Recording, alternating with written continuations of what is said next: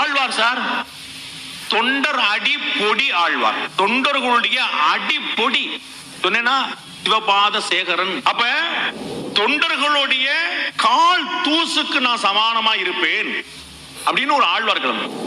அப்ப பக்திங்கிறது எவ்வளவு பெரிய பணிவை கொடுக்கிறது. பணம் திமிரை கொடுக்கிறது, அதிகாரம் திமிரை கொடுக்கிறது, செல்வம் செல்வாக்கை கொடுக்கிறது. பக்தி ஒன்று மட்டும் தான் பணிவை கொடுக்கிறது. பக்தி ஒன்று மட்டும் தான் பணிவை கொடுக்கிறது. அதனால தான் கோவில் இல்லாத ஊரில் குடியிருக்க வேண்டாம்.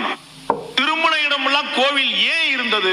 கோவில் இருந்தா தான் சாமி இருக்கும், சாமி இருந்தா தான் பக்தி இருக்கும், பக்தி இருந்தா தான் பயம் இருக்கும், பயம் இருந்தா தான் ஒழுக்கம் இருக்கும், பக்தி இருந்தா தான் ஒழுக்கம் இருக்கும்.